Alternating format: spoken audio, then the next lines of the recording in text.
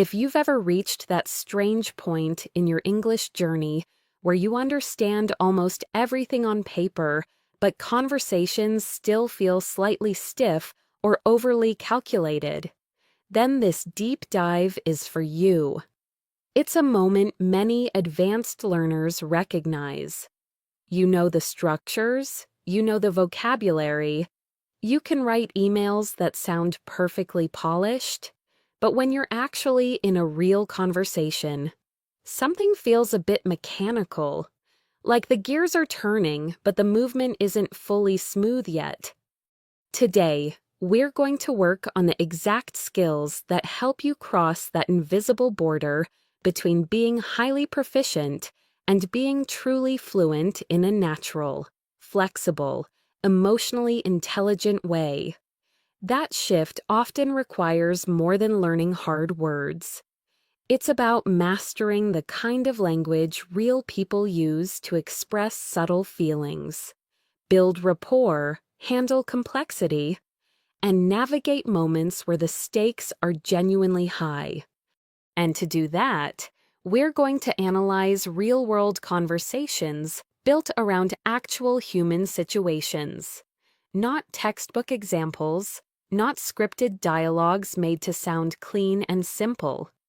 We're talking about the kinds of interactions where people try to make sense of their stress, their relationships, their decisions, and their misunderstandings.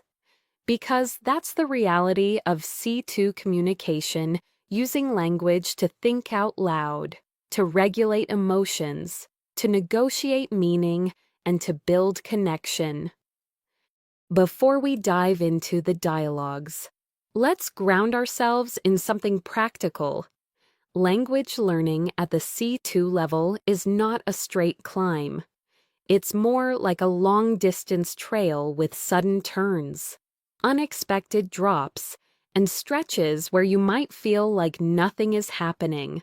Some days, your progress feels explosive, almost electric, and on other days, you might feel stuck, foggy, or overwhelmed by the details.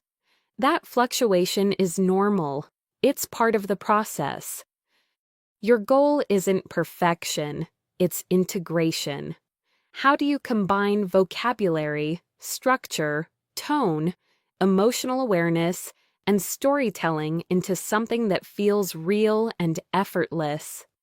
That's what we're building today. To start, we'll examine 3 advanced words that show up in everyday English far more often than you might expect, especially when people talk about chaotic schedules, unexpected opportunities, and the feeling of being completely overloaded. These words help express ideas with precision and texture, and when used correctly, they instantly elevate the clarity of your speech. The first word is frantic. It sits somewhere between busy and panicked, but it carries a distinct emotional edge.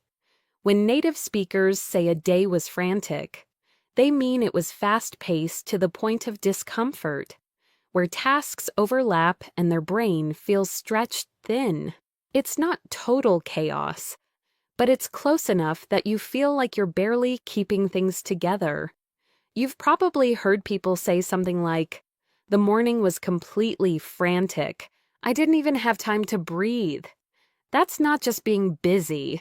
It's being mentally pulled in several directions at once. This word helps you describe intensity in a way that feels vivid but relatable. It's a common choice in workplaces, parenting, travel, or any situation where life speeds up beyond what feels manageable. The second word we're exploring is serendipity, which describes a fortunate discovery or positive moment that happens unexpectedly.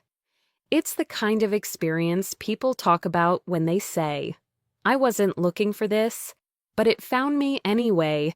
It's used often in professional conversations, creative settings, relationships, and everyday storytelling. For example, someone might say, I met my business partner through pure serendipity. We happened to sit next to each other on a delayed flight. The moment itself wasn't planned, but it led to something meaningful. That's what gives the word its elegance and emotional weight. And the third word is overwhelmed. This one is incredibly common, far more than inundated, which is more formal. Overwhelmed is what people actually say when they feel buried by tasks, emotions, or responsibilities. You'll hear things like, "I've been overwhelmed at work lately," or "I feel overwhelmed by everything happening this week." It's conversational, relatable, and it gives the listener an immediate understanding of your emotional state. Being able to express degrees of stress like this is a key part of C2 communication because it helps you articulate your internal experience with accuracy rather than hiding behind vague phrases. Now that we've built this small vocabulary foundation, let's transition into our first real conversation. This one revolves around two friends, Natalie and Chris, who meet up after a demanding week. Their conversation showcases how advanced speakers use descriptive language, emotional nuance, and reflective thinking to turn a simple update into something much deeper. Picture the scene. They sit down at a small cafe near their offices. Natalie looks exhausted, not in a dramatic way, but in that quiet, heavy way that comes from a week where every day felt like a sprint. When Chris asks how she's been, she laughs softly and says her entire week has been frantic, not just busy, but full of constant pressure and shifting deadlines. She explains that she was overwhelmed by messages, requests, unexpected meetings, and last-minute changes. It wasn't just the amount of work, it was the mental strain of trying to keep up. Chris listens, not just waiting to speak, but genuinely listening, and he uses quick, supportive responses. The kind of small but meaningful verbal signals advanced speakers rely on, things like, "That sounds intense," or "Wow." I can imagine how draining that must have been. These small responses are essential tools in natural C2 conversations. They guide the speaker forward, create emotional safety, and show you're not just hearing the words, but the person behind them. As the conversation unfolds, Natalie shares something unexpected that happened during her stressful week. And here's where our second vocabulary word comes into play. She explains that on Thursday, she left her office late, feeling completely burned out. She stopped by a local bookstore just to clear her head while wandering around. She picked up a novel she hadn't seen in years, a book she'd been searching for since college. And there it was, sitting on the shelf, almost as if it were waiting for her. She describes the moment as pure serendipity. Chris laughs because he knows exactly what she means.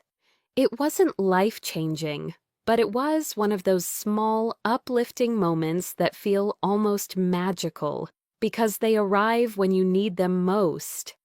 This small story prompts a deeper shift in the conversation.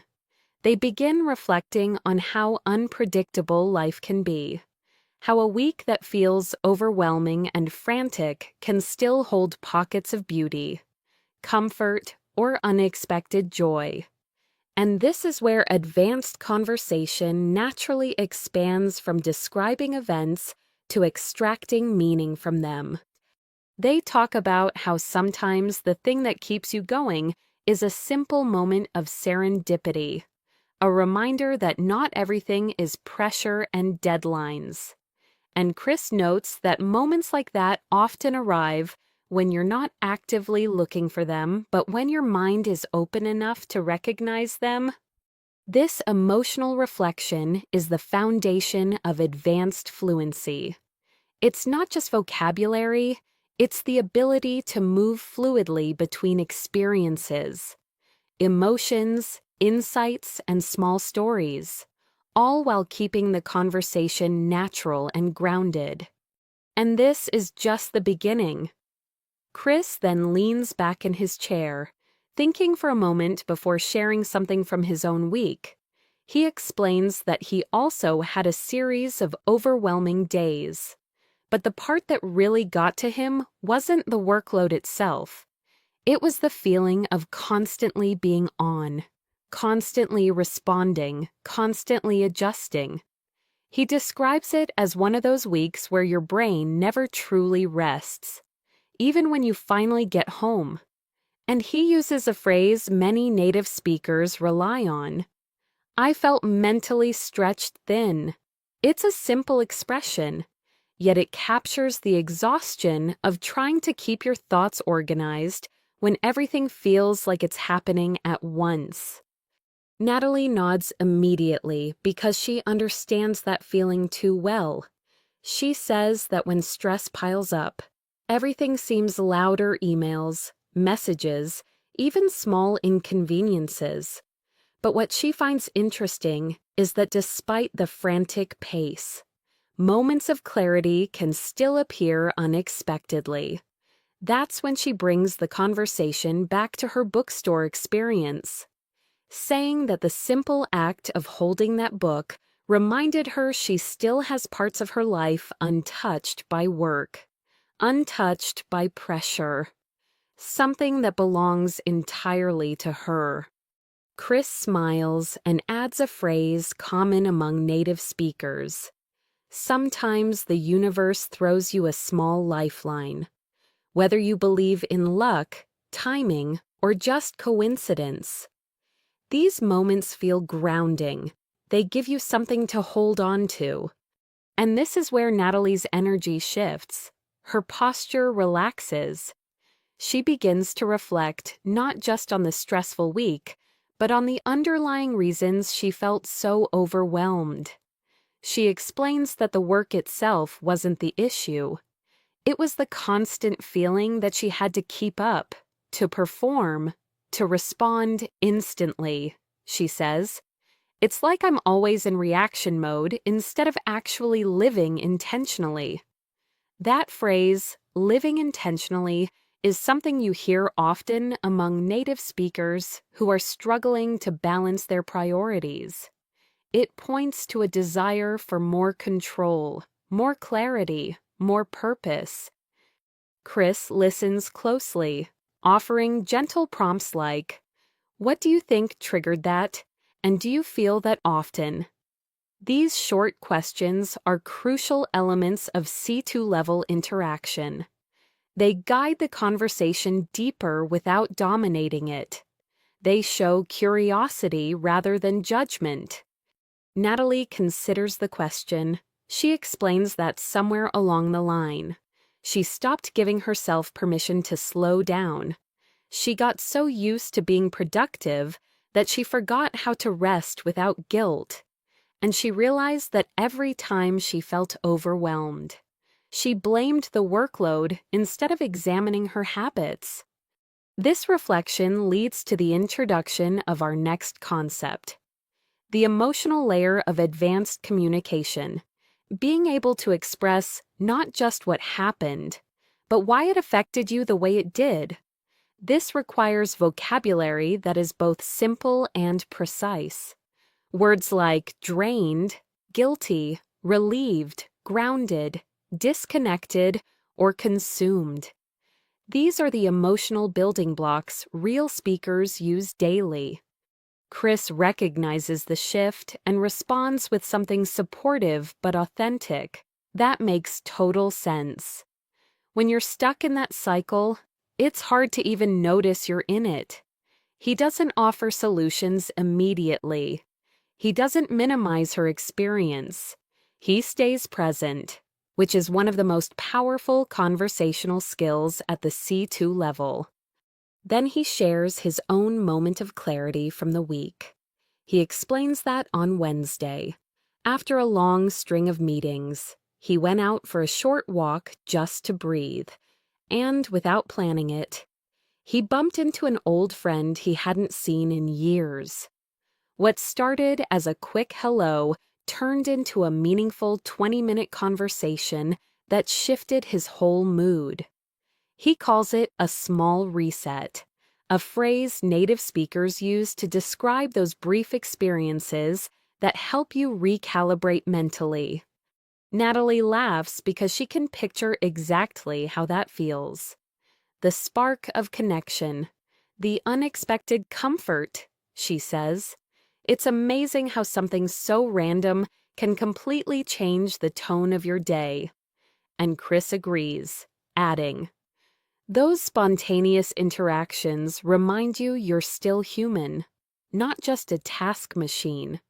They pause for a moment, letting that idea settle. And this natural pause is important.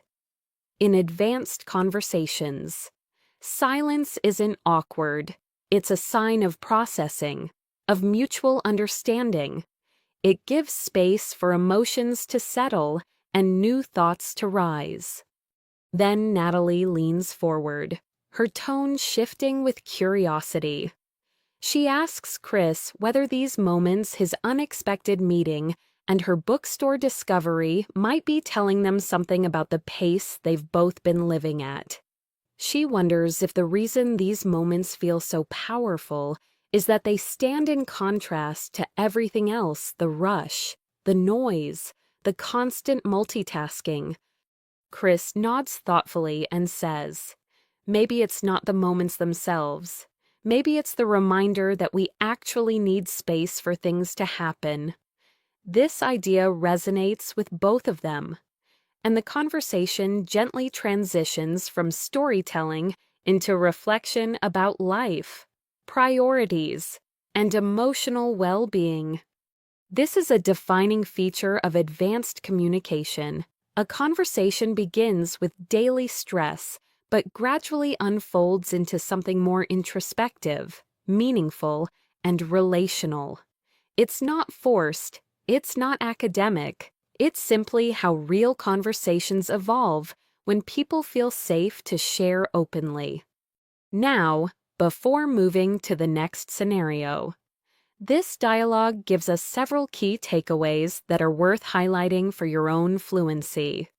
Vocabulary can create emotional clarity. Words like frantic, overwhelmed, drained, or grounded help express your inner experience accurately. Supportive listening shapes the flow. Phrases like, "I hear you," "That sounds tough," or "I can see why you felt that way," turn a conversation into connection. Small moments can reveal larger truths. Using everyday experiences as entry points into deeper topics is something native speakers do constantly. Reflection is a sign of advanced fluency.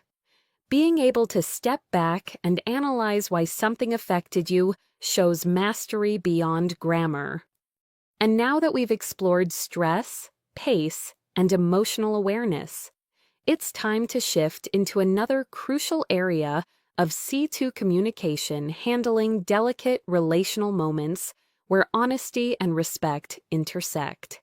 As their conversation winds down, Natalie and Chris finish their coffees, and the scene shifts. We now move into a new real-world situation, one that tests emotional intelligence, boundaries, and honest communication. This scenario centers around two friends, Mia and Jordan, navigating a sensitive issue about expectations, financial pressure, and the fear of disappointing someone you care about. It begins on a quiet Saturday morning. Mia has invited Jordan over to talk because she sensed that something had been off between them during the past 2 weeks. They didn't argue. There was no dramatic moment. But the rhythm of their friendship felt slightly disrupted, less ease, fewer messages, more hesitation, and instead of ignoring it, Mia decides to address it directly, which is a common behavior among emotionally mature native speakers. Avoidance creates distance. Conversation restores connection. When Jordan arrives, Mia starts in a gentle, low-pressure way. She says, "Hey, before we dive into anything else, I've been picking up on a bit of tension lately. I could be wrong, but I just want to check in. This phrasing is important." She doesn't accuse. She doesn't assume. She simply expresses her observation and leaves space for Jordan's perspective. This kind of wording is extremely common in high-level English communication because it respects the other person's autonomy while also being transparent. Jordan takes a deep breath. He hesitates for a moment, not because he doesn't trust Mia, but because he's been wrestling with something quietly. Finally, he admits that he's been feeling uneasy about an upcoming group celebration. Mia is planning a dinner for her promotion, and she chose a trendy restaurant that's known for being pricey. She was excited. Everyone else seemed excited, but Jordan wasn't. And this is where he uses a phrase that carries emotional nuance. "I've been reluctant to say anything." The word reluctant expresses internal resistance, not a hard no, not anger, but discomfort rooted in fear, uncertainty, or vulnerability. Jordan explains that he recently started dealing with unexpected financial strain after a cut in his working hours, something he hasn't shared with anyone yet because of that. The idea of a high-cost dinner made him anxious.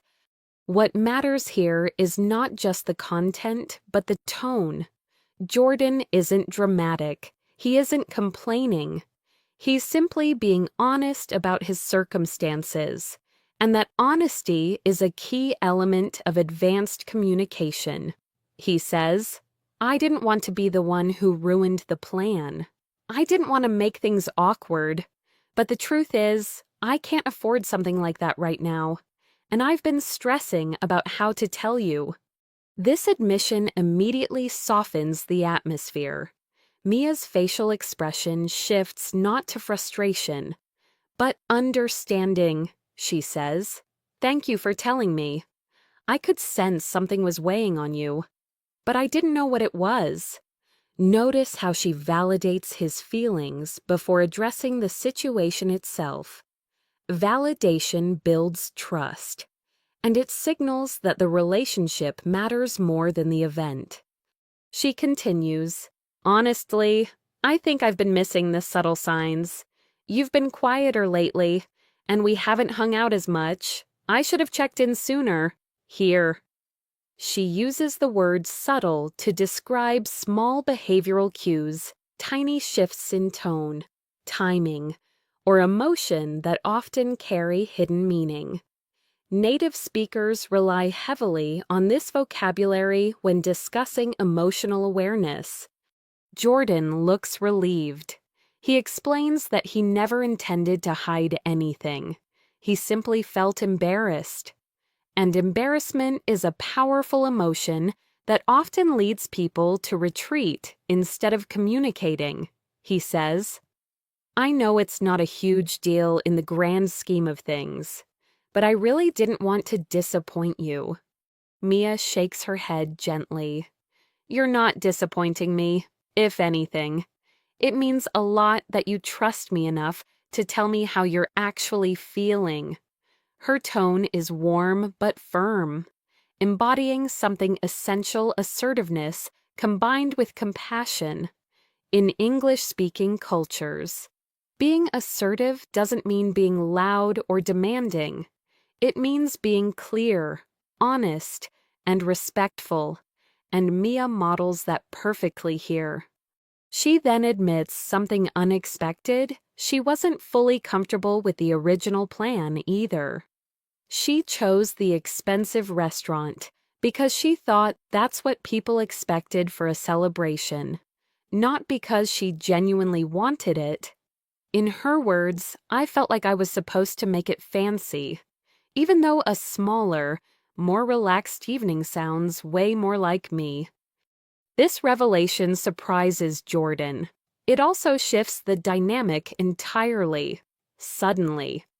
The issue isn't just Jordan's financial stress, it's a shared misunderstanding, both of them hiding their true preferences because they assumed the other wanted something else. This happens constantly in real friendships and relationships.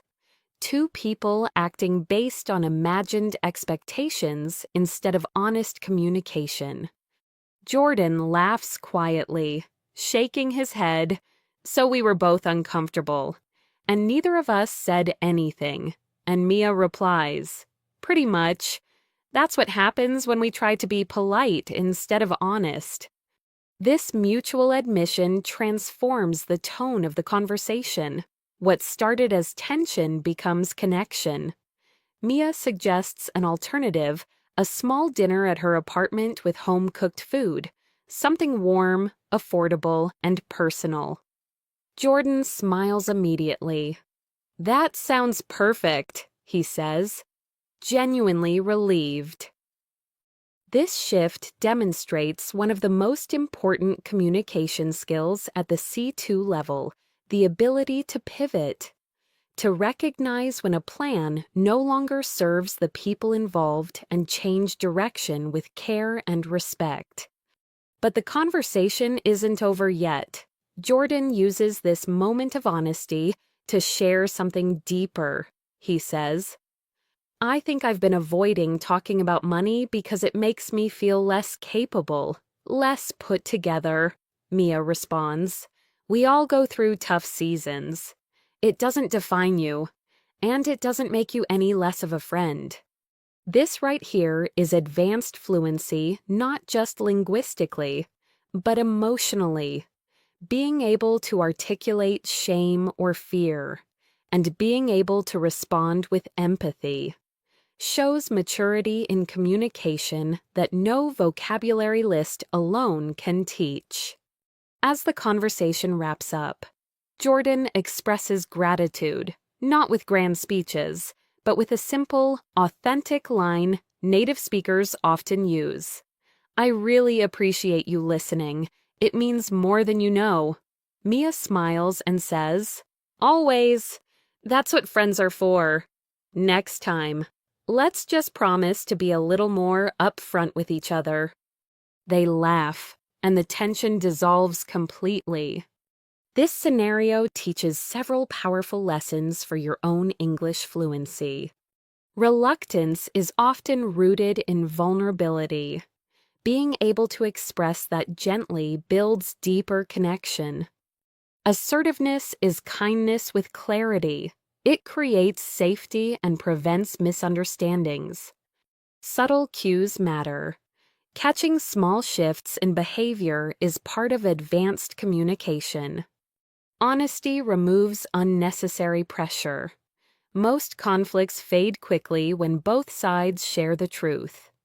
In the next part, we'll move from personal conversations to a professional setting where misunderstandings, miscommunication, and assumptions can damage working relationships if not handled skillfully. If personal conversations require emotional honesty, workplace conversations demand precision, tact, and strategic language. Even small misunderstandings can create tension, especially when deadlines, responsibilities, or expectations collide. Our next scenario shows how two colleagues, Daniel and Sophie, navigate a professional misunderstanding using advanced conversational tools, clarifying intent, maintaining respect, and repairing trust. It starts on a Wednesday afternoon. Sophie has noticed that Daniel has been unusually distant since their last team meeting. He's polite, but something in his tone feels clipped. He responds quickly, but never expands. His usual warmth is gone. And because they typically work well together, this sudden shift catches her attention. Sophie knows how dangerous unspoken tension can be in a collaborative environment. So before the workday ends, she walks over to Daniel's desk and asks if they can talk briefly. She chooses her words carefully. I might be reading this wrong, but I've sensed a bit of strain between us since Monday. If something I said or did didn't sit well with you, I'd like to understand. Notice the phrasing gentle, open, without blame. This mirrors how emotionally intelligent professionals approach conflict. Daniel pauses, then nods. They step into a quiet corner of the office. His expression softens slightly, as if he's relieved the conversation is finally happening. He begins slowly. Thanks for bringing it up. I didn't want to make things awkward, but yeah, something has been bothering me. He explains that during Monday's meeting, Sophie presented their project update to the department head. Normally, they co-present or at least review the slides together beforehand, but this time, she finalized the presentation on her own because Daniel had been out sick the previous day. When he watched her deliver it, he noticed she shared a set of data he hadn't approved yet figures he had flagged as preliminary, not ready for upper management. He describes his reaction clearly but calmly. I felt sidelined, he says. And honestly, I was worried the numbers would be misconstrued as our final analysis. The phrase misconstrued is crucial here. Instead of saying you made it look like something it wasn't, or you misrepresented the work, he frames the potential problem as an issue of interpretation again, not blame. This keeps the conversation neutral and focused on process rather than personal fault. Sophie listens carefully. She doesn't interrupt. Her expression shifts from concern to understanding. Once Daniel finishes, she takes a breath and says, "Thank you for telling me. I can absolutely see how that would make you feel left out." She begins by validating his emotional experience, not defending herself. This is an essential step in resolving professional tension. Then she explains her side with equal clarity. She tells him that when she realized they needed updated numbers for the meeting, she panicked slightly. She checked the project folder and saw the dataset he had been working on. She noticed the preliminary label but misinterpreted it as meaning minor adjustments needed. Not ready to share, she says. I should have double-checked with you. I thought I was helping by keeping the project moving forward. What's powerful here is the absence of excuses. She doesn't say, well, you were sick, or no one else could do it. Instead, she owns the oversight. She continues, it was a genuine misunderstanding on my part, not an attempt to bypass you. Daniel nods slowly. His posture relaxes. His tone softens. I didn't think you were trying to go around me. I was more worried that the director would think the numbers were final. That honest clarification removes lingering tension. It shows that his frustration wasn't rooted in distrust of Sophie, but in fear of professional miscommunication. Now that both sides understand the context, the conversation naturally moves toward problem solving, which is the hallmark of advanced workplace communication. Sophie asks, how can we prevent this kind of mix-up in the future? Her tone is constructive, not defensive, not passive. Assertive in the healthiest sense, clear, collaborative, and focused on solutions. Daniel thinks for a moment. Then he suggests something realistic. Maybe anytime one of us can't review something, we leave a short note in the folder explaining what's final and what still needs work. just a sentence or two to avoid confusion. Sophie agrees instantly. That's simple, and it makes sure we're always on the same page. But then she adds something even more meaningful. I also want you to know our partnership matters to me. If anything, I did made you question that. I want to rebuild that trust. This statement is important for two reasons. First, it acknowledges the emotional component professionals often ignore. Second, it reaffirms commitment to the relationship, not just the project. Daniel responds with equal sincerity. I appreciate that. I value working with you too. And I'm glad we talked about this instead of letting it sit. With the tension gone, their communication becomes smoother, clearer, more authentic. And this moment becomes a turning point, strengthening rather than damaging their collaboration. There are several lessons here that advanced learners can integrate immediately. Clear observation beats accusation. Sensed strain is better than you've been acting weird. Intent matters. Misconstrued helps focus on interpretation, not blame. Validation is essential. I can see why that bothered you. Opens the door to resolution. Responsibility can be shared without guilt. Mutual understanding prevents defensiveness. Assertiveness is collaborative. Asking, how can we prevent this, transforms the dynamic. Repair is as important as explanation. Reaffirming trust ensures long-term teamwork. Now that we've explored professional resolution, the next part of this deep dive will take us into a different kind of advanced communication confronting internal conflict, identity, purpose, and the emotional weight of major decisions. These conversations demand not just vocabulary, but clarity of thought, vulnerability, and careful phrasing. We'll move into our next scenario, a life-changing career crossroads, where language becomes the bridge between confusion and clarity. Our next scenario shifts from the external world of deadlines and workplace misunderstandings to something more internal, personal, and emotionally layered.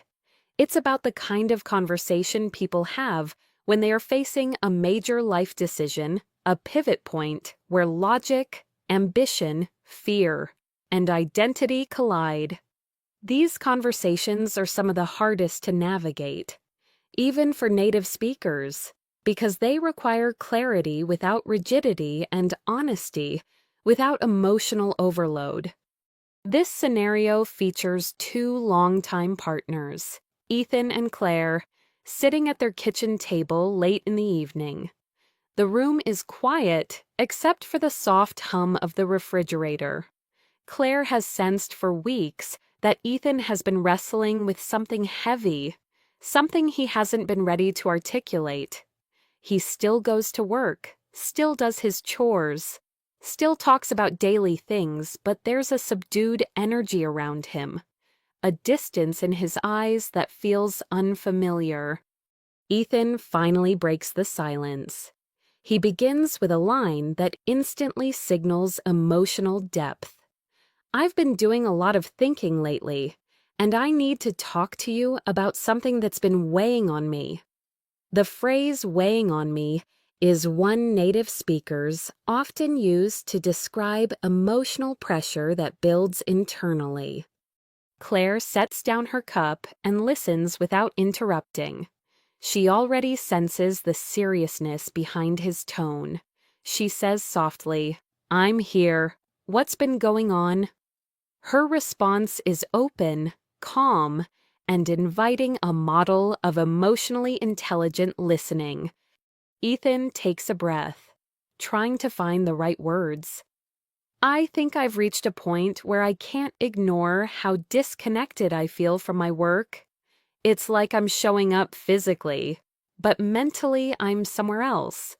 I keep asking myself whether this career is actually aligned with who I am anymore. This idea of alignment, whether your external life matches your internal values, is a frequent theme in deep English conversations. It's how people express the sense of living in a way that contradicts their deeper purpose. He continues, I've been pushing through it because the job is stable. It pays the bills. It gives us security. But lately, it feels like every day I stay, I'm drifting further from the person I want to be. Claire listens carefully. She doesn't rush to fill the silence or fix the issue immediately. She senses that Ethan needs space to fully articulate his thoughts before any discussion about solutions. This patience is crucial. Many advanced-level English speakers demonstrate fluency not through complexity, but through emotional pacing, knowing when to speak and when not to. Ethan then shares the moment that triggered everything, a few weeks ago. He helped his friend Lucas prepare for an art exhibit. He had spent an evening surrounded by paintings, sketches, and the raw energy of creative work. And something inside him shifted. He describes it as a kind of awakening, not dramatic, but undeniable. He says, "It wasn't just a nice evening. It felt like a reminder of something I've been shutting out for years, something I used to care about deeply." Then he adds a phrase that carries weight. It hit me harder than I expected. This is how native speakers often describe emotional realizations that arrive suddenly and powerfully. Claire finally speaks. It sounds like this wasn't just a passing feeling. It sounds like something real. She's inviting him to go deeper without forcing him. Ethan nods. Exactly. I don't think it was just nostalgia. I think it was clarity. And now I'm questioning whether I can keep pretending I'm fine at my current job. I don't want to look back in 10 years and feel like I wasted my chance to live a life that feels meaningful. This is where the emotional stakes rise. He's not simply tired, he's confronting the fear of regret, one of the themes that drives the most profound human decisions. This fear is universal, and skilled speakers rely on specific phrasing to express it. Words like meaningful, purposeful, authentic, and fulfilling appear often in conversations about life direction. Claire lets the silence sit for a moment, absorbing what he said. Then she asks a grounding question. Are you thinking about leaving your job?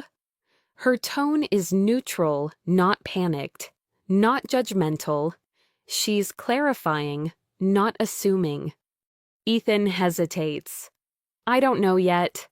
Part of me wants to leave tomorrow, and another part of me is terrified of what that would mean for us. The financial risk, the uncertainty, the possibility that I might fail. I'm torn between wanting freedom and wanting stability. This kind of internal split is extremely common in English conversations, especially among adults dealing with responsibility. The phrase "I'm torn" is natural, relatable, and emotionally transparent. Claire reaches across the table and places her hand on his. Thank you for trusting me enough to say this out loud, again. She validates before analyzing. Then she continues gently. I won't pretend I'm not scared when I hear you talk about leaving a stable job, but I don't want you to stay somewhere that eats away at you. Here we see emotional complexity, fear mixed with empathy, concern mixed with support. This is advanced communication at its core. She adds, if we're going to talk about this seriously, We need to look at it from both angles, the emotional side and the practical side. This kind of balanced framing is common in healthy, mature relationships. Ethan nods slowly. That's exactly why I've been struggling. My heart is pulling me one way, and logic is pulling me another. Claire thinks for a moment and then says something subtle but powerful. Maybe it's not about choosing one or the other immediately. Maybe it's about figuring out whether there's a responsible way to explore this without jumping off a cliff.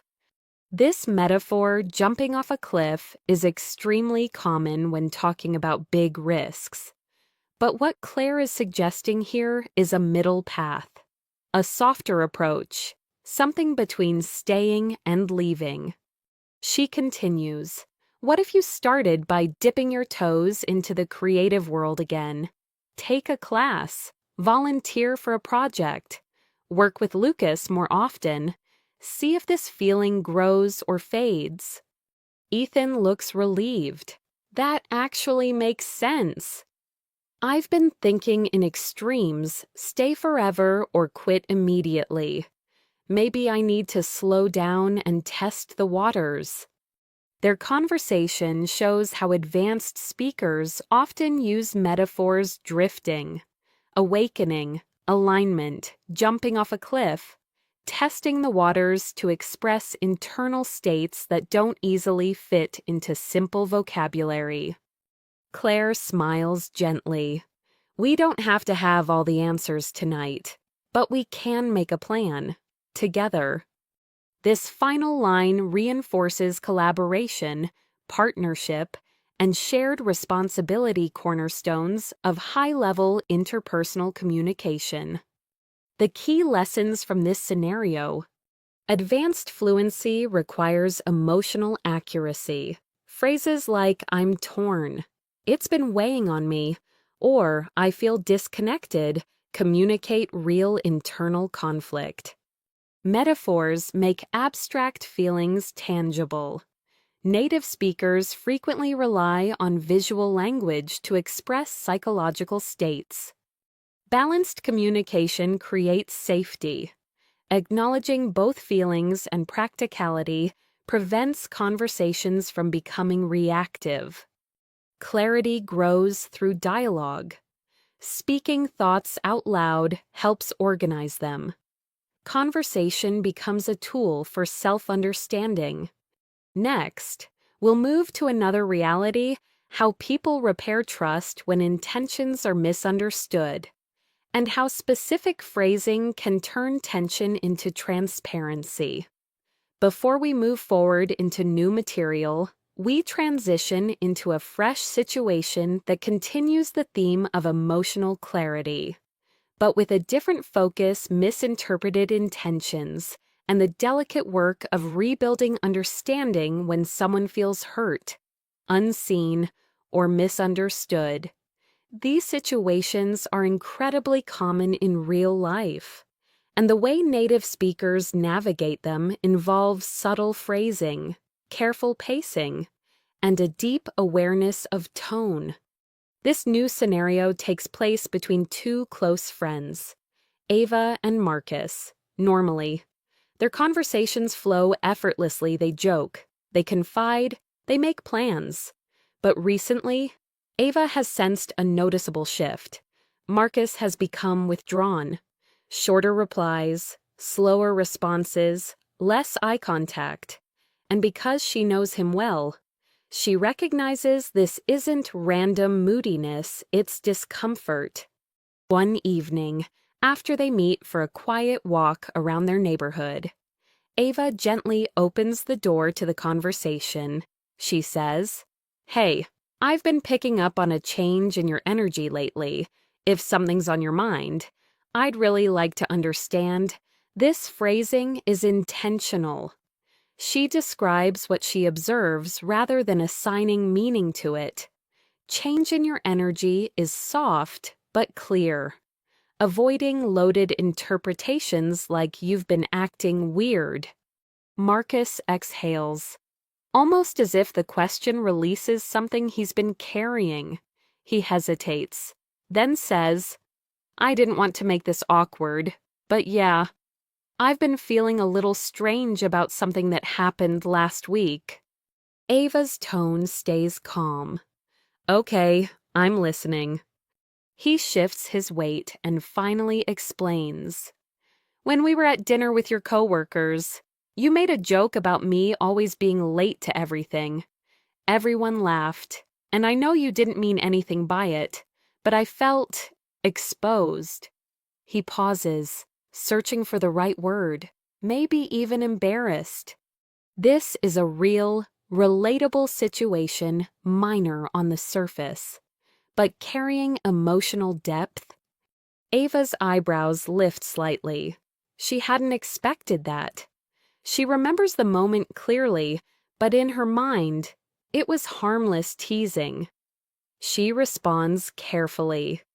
Thank you for telling me. I truly didn't realize it landed that way. Notice again, validation first, context second. Marcus continues. I know you weren't trying to put me on the spot, but the timing wasn't great. I was already nervous meeting new people, and I felt like the joke confirmed the worst impression I could make. He shakes his head lightly. It wasn't you. It was the moment. But it stayed with me.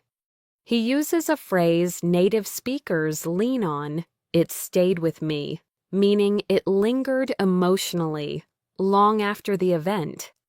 Ava absorbs this. She nods slowly and responds. I'm really sorry. Marcus, I honestly thought I was being playful, but I can completely see how it might have felt different from your perspective. She doesn't undercut his feeling with comments like, oh, come on, it wasn't that serious. That kind of reaction is common among less skilled communicators and often makes the situation worse. She continues, I didn't consider the context you were in. If I had known you were anxious, I would have never joked like that. Marcus takes a breath, a little relieved. I appreciate that. I didn't plan to bring it up because I didn't want to seem overly sensitive, but I realized it was affecting how I showed up around you. This is an important insight when misunderstandings stay unspoken. They subtly alter behavior. Ava says, I'd rather you bring it up than carry it alone, and the last thing I want is for a careless moment on my part to make you pull away. Her phrasing is gentle but assertive, a balance that demonstrates mature fluency. Marcus nods. Thanks. I didn't want to assume your intention. I just misread the moment. Right here, we see the introduction of an important advanced concept distinguishing intention from impact. Ava seizes this opportunity to clarify with care. I'm glad you said that, because my intention really was harmless, but I can fully acknowledge the impact it had. These kinds of statements are essential in repairing trust. They show ownership without defensiveness. To reinforce the bond, she follows up with, and please know. You never have to worry about seeming sensitive with me. If something affects you, I want to hear it. This line communicates safety, one of the most valuable components of meaningful communication. Marcus relaxes. That means a lot. And I'm glad we cleared it up. I didn't want something small to snowball. Ava smiles warmly. Same here, and I'll be more mindful in the future. Thank you for pointing it out. This conversation feels simple on the surface, but it's packed with advanced communicative skills. Naming the issue without accusation. I sensed a change in your energy. Opens the door gently. Expressing feelings without blame. I felt exposed. Not you embarrassed me. Validating before explaining. Ava acknowledges his experience before providing her perspective. Separating intention from impact. A key tool in emotionally intelligent communication. Reaffirming the relationship. Safety is explicitly strengthened through language. This dynamic is crucial for learners aiming to achieve C2 fluency. It demonstrates how real people handle vulnerable topics without escalating tension. But now, we move into an even more intricate layer of advanced communication, navigating a scenario where both people believe they are right, yet their interpretations differ dramatically. These are conversations where clarity, objectivity, and self-regulation matter more than ever. The next scenario unfolds in a workplace not about missed slides or deadlines this time, but about perceived criticism, emotional triggers, and the subtle difference between constructive feedback and personal attack. This is where the real language mastery begins. We now move into a workplace situation that many people, native speakers included, struggle to navigate, gracefully receiving feedback that feels personal and the emotional unraveling that can follow.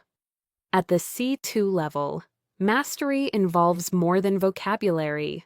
It's the ability to articulate emotional reactions clearly, separate facts from assumptions, and prevent misunderstandings from spreading or deepening. This scenario centers on two coworkers, Lena and Robert, who collaborate often but have very different communication styles. Lena is straightforward and analytical. Robert is thoughtful, intuitive, and a bit more sensitive to tone than he admits. Their strengths normally complement each other until something shifts unexpectedly. It begins in a conference room after a team meeting, earlier that morning. Lena had given Robert some feedback about his project proposal. She phrased it factually. Some of your numbers might need verification before we present them. In her mind, this was neutral, even helpful. But Robert heard something very different. As soon as the meeting ended, he grew unusually quiet. He avoided eye contact. His responses to her became clipped, almost cold. Lena noticed the shift, but didn't know what triggered it. Later that afternoon, sensing the growing tension, she approaches him at his desk and gently asks, "Hey, can we talk for a minute? I feel like something felt off this morning." Again, notice the balance. She acknowledges a shift without assuming why it happened. Robert looks hesitant, but agrees. They move to a quieter hallway, and the conversation begins. Lena starts softly. "If I said something that landed wrong, I'd really like to understand." This phrase, "landed wrong," is common among native speakers when referring to unintended emotional impact. Robert sighs, gathering his thoughts. "Honestly, the comment you made about my numbers, it felt like a public criticism. It caught me off guard." Lena's eyebrows raise slightly. She genuinely didn't see her remark that way. "I'm really sorry it felt like that," she replies.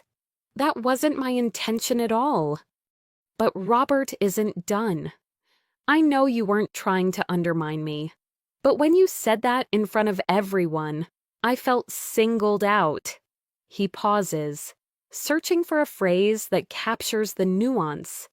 "It just hit a nerve." This phrase is extremely common. Hit a nerve describes a comment that unintentionally touches on a sensitive area, often because of stress or insecurity. Lena listens closely. She doesn't rush to defend herself. Instead, she says, "Thank you for telling me. I honestly thought I was being practical. but I can understand how the timing might have felt uncomfortable. This is the hallmark of advanced communication. Acknowledging both perspectives without declaring one correct. Robert shifts his weight, softening slightly.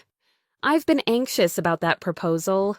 I've spent a lot of time on it, so I guess I was more sensitive than usual. Here, he does something crucial. He owns his internal reaction rather than projecting it onto Lena. This prevents the conversation from becoming accusatory. Lena nods. That makes total sense, and I really value the work you've put into this. Maybe I should have checked in with you privately instead of saying it in the meeting. She then adds a phrase native speakers use to soften the emotional edge.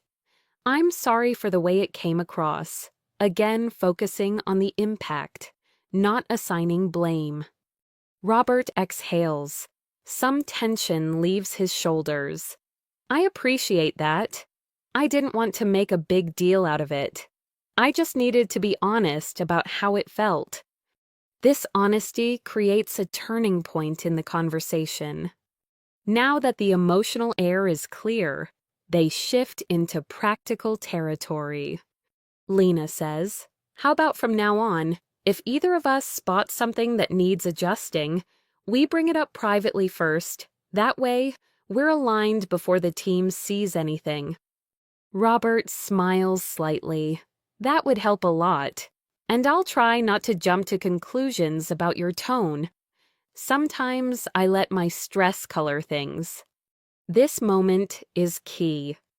He acknowledges the influence of his emotional state on interpretation, one of the most advanced forms of self-awareness in communication. Lena responds warmly. It's normal.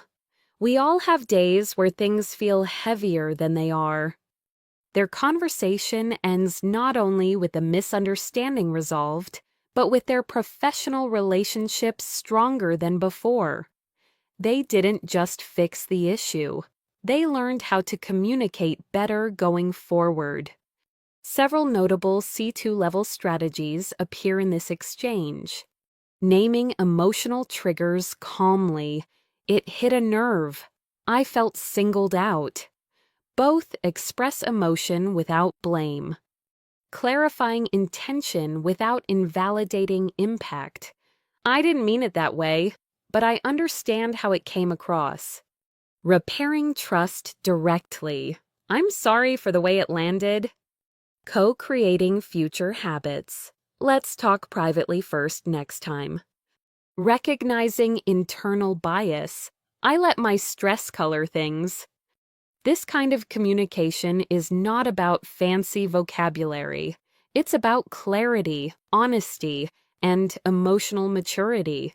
Now, we shift into another important component of advanced fluency narrative construction: how native speakers tell stories, highlight key details, and build emotional arcs that make conversations richer, more engaging, and more meaningful.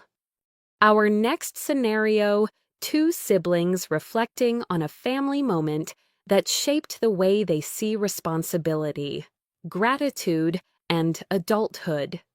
This next dialogue will showcase how storytelling becomes a tool for connection and how choosing the right phrases can transform a simple memory into a powerful shared insight. Our next scenario explores something deeply human: how people tell stories that reveal who they are, what they value, and how they interpret their past. Storytelling is one of the most powerful signs of advanced fluency, not because of complicated vocabulary, but because of structure, emotional pacing, and the ability to highlight meaning. This scene takes place between two siblings, Lucas and Emily, who rarely have long conversations because of their busy schedules. One weekend, they meet at a bakery they used to visit when they were kids. The familiar smell of warm bread and cinnamon rolls creates a comforting backdrop, and as they sit by the window, their conversation gradually drifts into memories. Emily begins with a simple, nostalgic line. "It's funny how walking into this place brings everything back."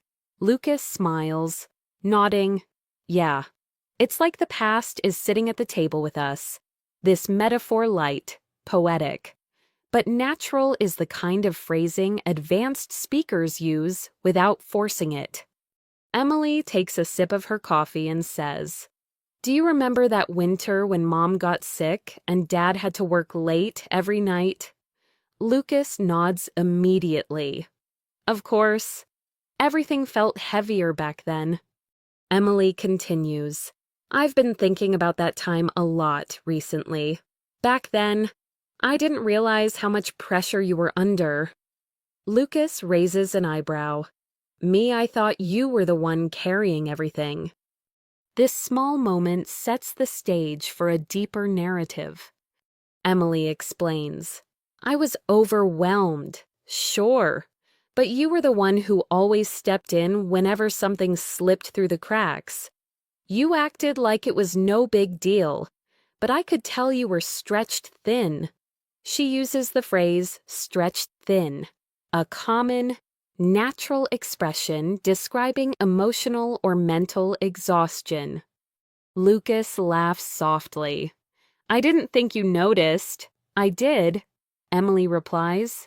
"You always tried to hide it." She pauses before adding something she's never said out loud. "I think that was the moment I realized you weren't just my brother. You were someone I could rely on." Lucas is quiet, absorbing her words. He hadn't expected the conversation to take this turn. "Honestly," he says, "I didn't feel reliable. I felt like I was stumbling through everything. I didn't know what I was doing." Emily shakes her head gently. "But that's exactly what made it meaningful. You showed up anyway, even when you were scared or exhausted. This framing honoring effort over perfection is deeply rooted in how native speakers talk about emotional growth." Lucas sighs, almost relieved. "I guess I've always carried this feeling that I failed during that time, that I should have been stronger or calmer. I never thought of it the way you just described." His voice softens. "It's strange how two people can live through the same moment and walk away with completely different interpretations." "That's the thing about family memories," Emily replies. "They're shared, but also personal." This reflection opens the door to a deeper emotional truth, Emily adds. "I've always wanted to tell you this, but I didn't know how. You weren't perfect, but you were present, and that meant everything." Lucas feels a lump in his throat. He admits, "I've been carrying guilt about that winter for years. Hearing your version, it takes a weight off." Phrases like "take a weight off" are natural ways to describe emotional relief. Emily smiles softly. "That's what conversations are for." Lucas leans back, suddenly reflective. "You know, I think that winter shaped how I see responsibility. I felt like I had to grow up overnight, and ever since then, whenever something stressful happens, I go into this automatic mode where I try to fix everything myself." Emily nods knowingly. "You still do that?" Lucas chuckles. "Yeah, it's not the healthiest habit, is it?" She replies, "It's not unhealthy, but it might be exhausting." Then she adds, "You don't always have to be the one holding everything together." He considers this.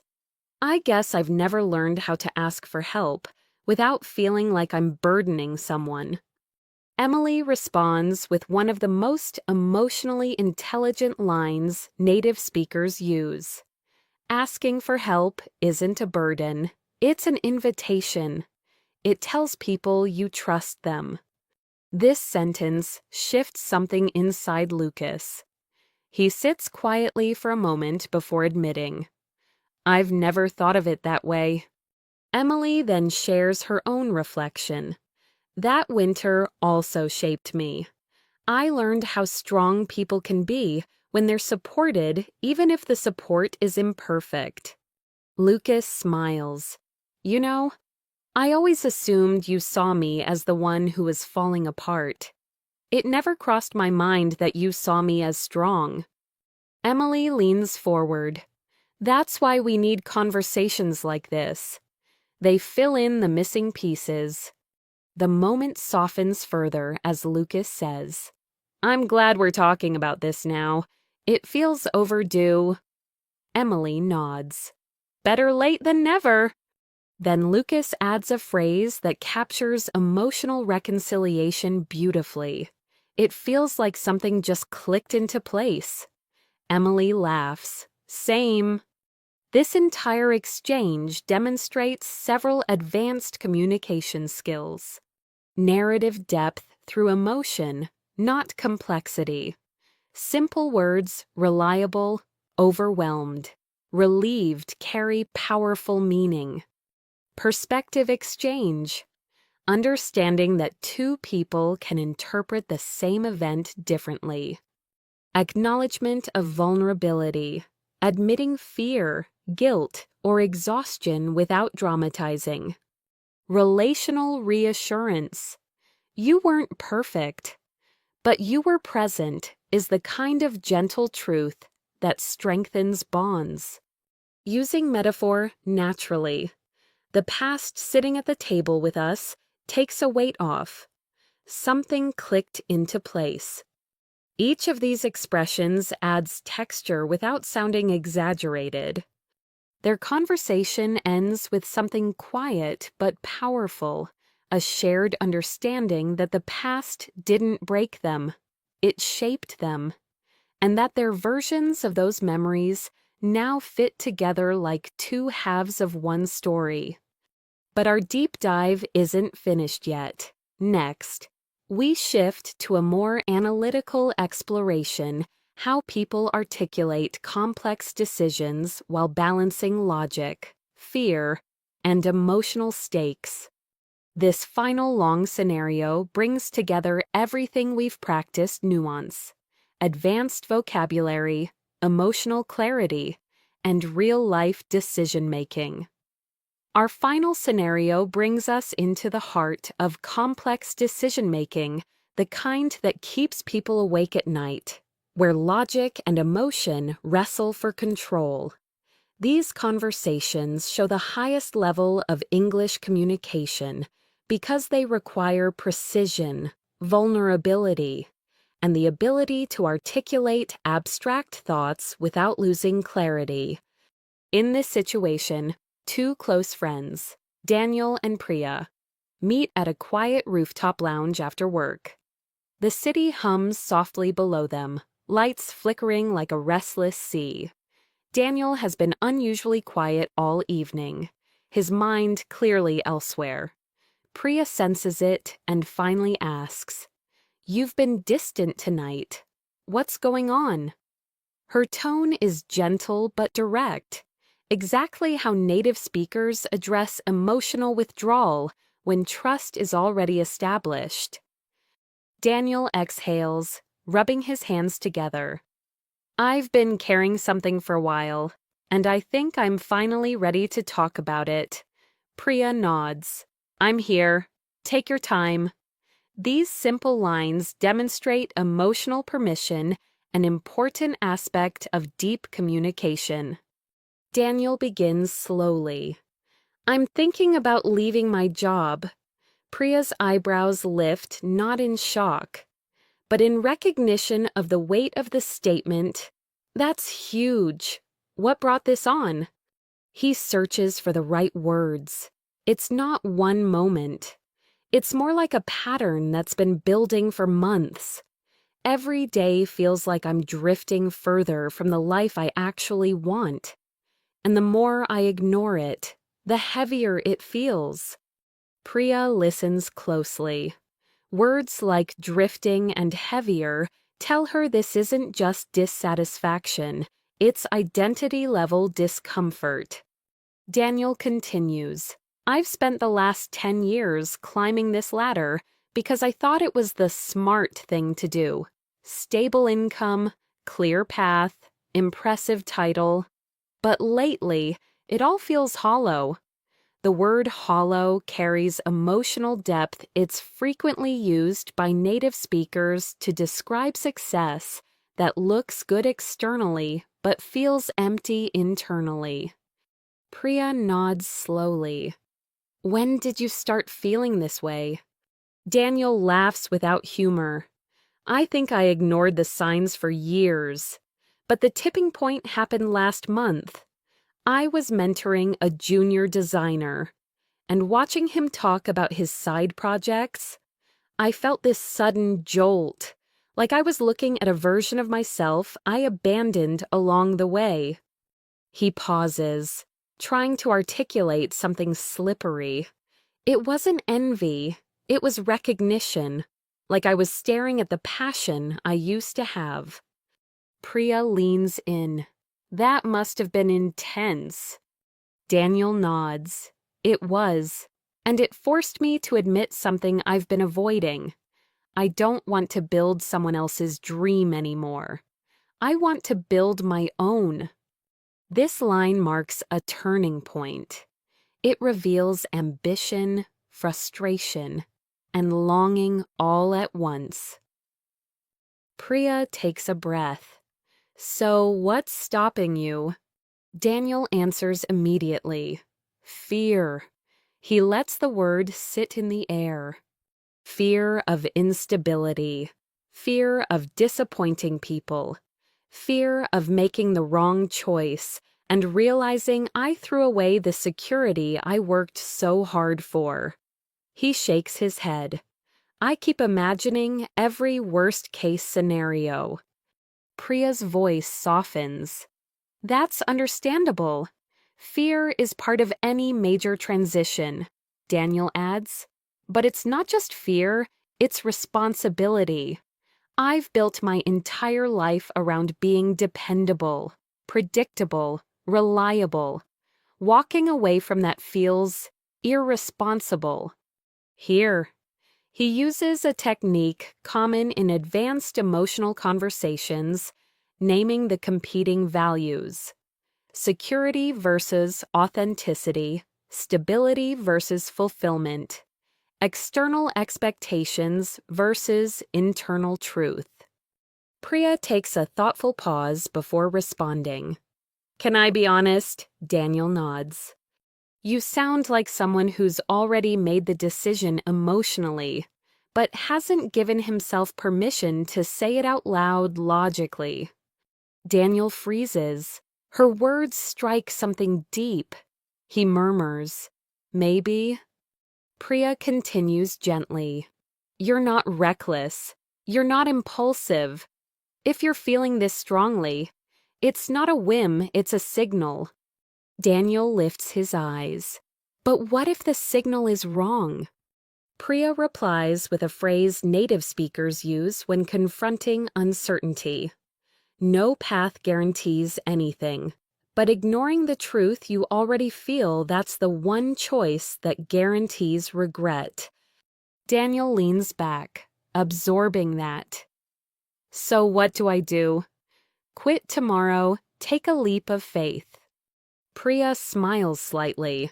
I'm not saying jump off a cliff. I'm saying build a bridge first. This metaphor echoes earlier scenarios. It's practical, grounded, and emotionally reassuring. She elaborates. Before you make any radical move, explore, test the ground, start small, take on freelance work, revive your creative projects. Build confidence in the new direction before you fully commit. Daniel sighs in relief. That actually feels doable. Priya nods. It's not about choosing instantly.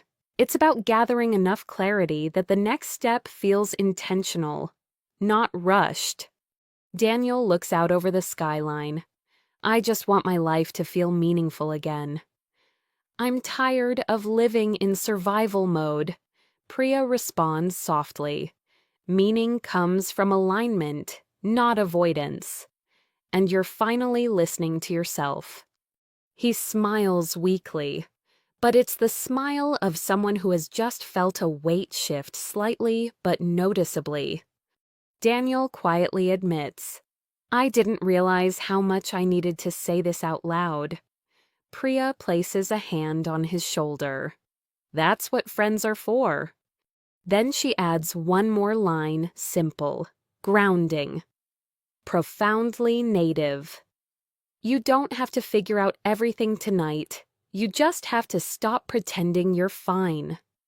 This sentence lands with clarity, not dramatic, just true. Daniel nods, feeling lighter. Thank you. Really.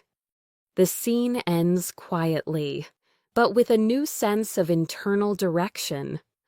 This conversation reveals several advanced communication tools. Naming emotions with nuance, hollow, drifting, heavier, recognition, responsibility. Using metaphors to clarify inner conflict, climbing a ladder, looking at a version of myself, build a bridge. Allowing silence to carry meaning. Emotion needs space. Balancing empathy with gentle challenge. You sound like you've already made the decision emotionally. Moving from emotion to strategy, not reckless leaps, intentional exploration. We now move toward the conclusion of this deep dive, a final section that ties together everything emotional intelligence. Narrative structure, intentional phrasing, advanced vocabulary, and the delicate skill of guiding conversations toward clarity. As the evening deepens and the city lights shimmer across the rooftops, Daniel and Priya sit in a long, quiet moment. Not an awkward silence, but a thoughtful one, the kind that often follows emotional clarity. You can almost feel the air settle between them, the weight of unspoken tension finally easing. Priya eventually breaks the silence with a gentle, reflective tone. You know, she says, the hardest part of any turning point isn't the decision itself. It's admitting to yourself that the life you've built no longer fits who you are becoming. Daniel nods slowly. Yeah, I think I've been scared to admit that the version of success I've been chasing wasn't actually mine. This single line encapsulates something millions of English speakers struggle to articulate: the dissonance between external success and internal fulfillment. The ability to express this tension clearly is a hallmark of advanced fluency. Priya continues, the good news is you're not starting from zero. You're starting from experience, from insight, from a decade of skills that you'll carry with you no matter what direction you take. Daniel allows a small smile to form. That's true. I keep thinking of this as losing something. But maybe it's just shifting. That's exactly it. Priya replies, change isn't subtraction, it's evolution. She leans forward, her voice steady. You know what I think? You're finally listening to the part of yourself you've ignored for too long. And that isn't reckless, that's honest. His eyes soften at that. I guess I needed someone to reflect it back to me. Priya responds simply. Sometimes clarity comes from hearing your own truth spoken out loud. They sit with that thought, letting it sink in. Then Priya adds a line that feels both grounding and liberating. You don't need a perfect plan. You just need an honest one. Daniel laughs quietly, a sound filled with release. Yeah, that feels right. He looks out over the skyline again, but this time with less heaviness. I think I'm ready to start building that bridge, slowly, thoughtfully, one piece at a time. Priya smiles warmly, and I'll be here cheering you on. Their conversation ends not with a dramatic breakthrough, but with something far more realistic and powerful, a quiet internal shift, a sense of direction, and the relief that comes from honesty, connection, and clarity. And as we wrap up this deep dive into advanced English communication, these last scenes tie together everything we've explored so far. Throughout these scenarios, Natalie and Chris processing stress and serendipity, Mia and Jordan navigating vulnerability and hidden discomfort, Lena and Robert resolving workplace misinterpretation, Lucas and Emily reflecting on shared memories and emotional meaning, Daniel and Priya confronting identity, purpose, fear, and change. We've seen the real foundations of C2 fluency. Not complicated grammar, not obscure vocabulary, not academic analysis, but precision, empathy, pacing, emotional insight, and intentional phrasing. Here are the core principles that emerged across the conversations. State observations, not accusations. I sensed a shift. Instead of "you're acting differently," name your emotions clearly. I felt overwhelmed. It hit a nerve. I was torn. It felt hollow. Validate before responding. I can see why that would bother you. Separate intention from impact. I didn't mean it that way, but I understand how it landed. Use metaphors to express complexity. Building a bridge, drifting, carrying weight, awakening. Let silence be a tool, not a threat. It allows space for honesty. Reflective listening deepens connection. So what you're saying is, it sounds like, that must have felt. Collaboration solves tension. How can we prevent this in the future? What would help you feel supported? Honesty builds trust. Carefully delivered, honesty sustains it. Clarity isn't rushed. It's constructed.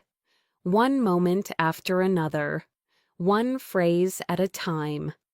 If you pay attention to how native speakers navigate their most meaningful conversations, you'll notice these same patterns repeated again and again. Not because they follow rules, but because these strategies reflect how humans naturally build understanding. This is the heart of real advanced fluency. Using language not just to communicate, but to connect. Not just to describe events, but to reveal meaning. Not just to exchange words, but to move relationships forward. Before we close, here's one final question for your own growth. Something to carry into your week. Is there a conversation in your life where being just a little more honest, a little more clear, or a little more emotionally present could shift something important? Maybe it's a small misunderstanding you've been avoiding. Maybe it's a boundary you haven't expressed yet.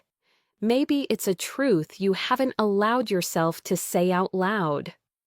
Consider how the tools we practiced validation, clarity, emotional vocabulary, narrative insight might help you approach that moment with confidence. Every conversation is a chance to refine your fluency. Every expression of truth is a step toward authenticity. And every small shift in communication builds the foundation for deeper relationships. Thank you for joining this deep dive on English in Motion. We'll see you in the next session as we keep exploring the real human. Beautifully complex ways we use language to understand ourselves and each other.